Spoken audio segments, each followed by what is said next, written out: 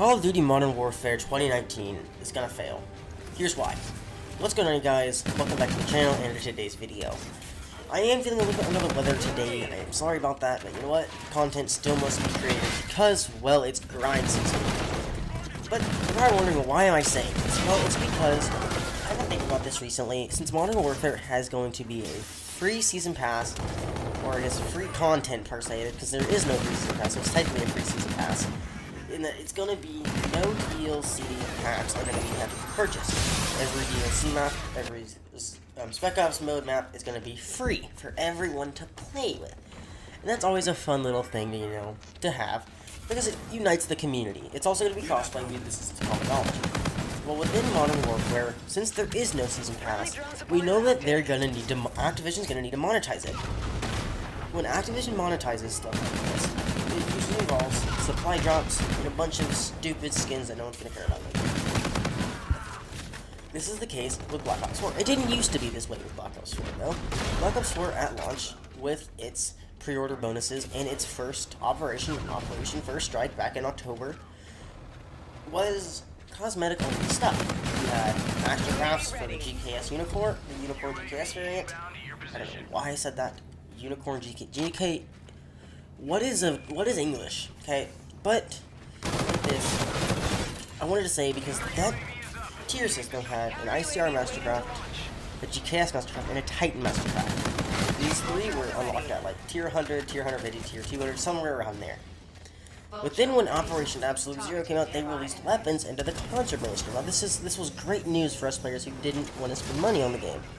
Well, after Operation Spectre Rising came out, they had changed this system to be loot boxes. It didn't used to be this way, though. Grand Heist, you still had tier weapons, but it started getting to the point where we had a feeling weapons might be put in, because you had a $30 hammer, for crying out loud. $30 hammer! Well, now, when you play Black Ops 4, weapons are no longer in the contraband stream like they used to be. The last weapon to be in a contraband stream was the Vendetta. Yeah. Think about that for a second. The last one was a Vendetta back in, like, what is that, June? Like, literally June. But since then, they've had added weapons to the reserve system. Supply drops. We're back. Now, Modern Warfare will be ruined by these. I'll still play the game. Microtransactions don't make or break a game for me. They don't. Microtransactions for me, just, you know, it's like one more barrier to me accessing new weapons, new content, more fun. Now, Black Ops 4, since they're now in weapon bribes, the easiest way to get them, other than sheer luck, the only one I don't have from the reserves is the M16. The only one. And I'm fine with that, to be honest with you. M16, I could care less. Now, yes, I did want the Javelina. I'm happy I got the Javelina. But it's not specifically what I wanted, per se. This was just there because I knew it'd be a fun gun. Because it's a one-shot kill and I want to use it while it's still overpowered. And make videos on it. But I purchased that when it came out initially. I haven't bought many things in the shop. And back when Black Ops 4 first came out, I caved. I bought tiers. I bought into reserves. I bought into the Blackjack shop, which I really wish I didn't. Reason being, with Black Ops 4 and its Blackjack shop, they added new cosmetic things that are kind of cool. I mean, some of the skins are kind of cool, like the baller uniforms and the top uniform. Those are kind of cool, right? They're pretty cool. They're one of the cosmetics that are kind of cool getting, you know. They're kind of reminding like Fortnite skins and, you know, stuff like that. But Black Ops 4 doesn't have meaningful customization, and that's where Modern Warfare needs. To be a long-lasting Call of Duty game, it needs to have meaningful cosmetics. This was already said in my customization video. I did a few ways back that'll be linked in the description below and at the end of the screen in the card. Now, with this, one of the things that people complain about is because there is absolutely no dark matter gear, and there's no hero gear per se. Because in Infinite Warfare, they had not only gold gear, which was practically hero gear, they had diamond gear, solar gear, and black sky gear, along with the diamond, gold, solar, and black sky weapon camouflages. These were cool. They were used. They were fun. They were interesting. They were always fun to use. because there were interesting camos to the game. But when Black Ops 4 released, there is nothing like that besides Dark Matter, which I reset my stats to get more fun out of the game, which I obviously didn't. I kind of regret resetting now, but you know what, it's whatever. I needed to fix stats. But within that, Dark Matter to me, I'm fine not having it anymore. Like, I do kind of miss it, don't get me wrong here. I do somewhat miss not having it, but I could live without it. It's a camouflage that I'm not going to care about next month. Literally. Modern Warfare comes out next month.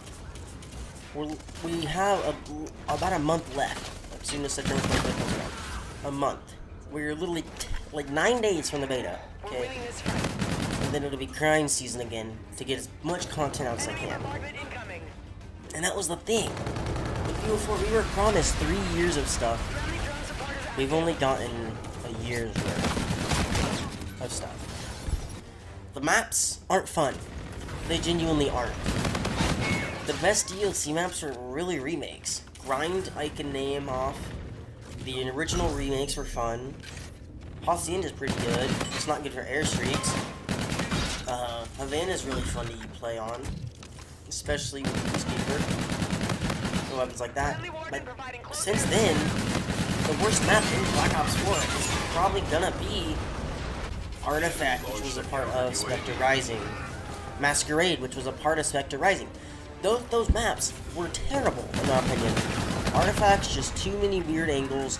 I like open maps, but it's a forced 3-lane open map that doesn't flow. There's no flow to it. Like, maps don't need exactly flow to it, kind of like the old games, and, you know, maps need to be open. I like, but games like Battlefield 4, which has a big map, has flow, and maps such as, Golden Mud Railway, it has flow. Those maps have small amounts of flow because they're big enough, but they have 3 main lanes, basically, just with a bunch of choke points and a big open. There's nothing, it's not just 3 hallways.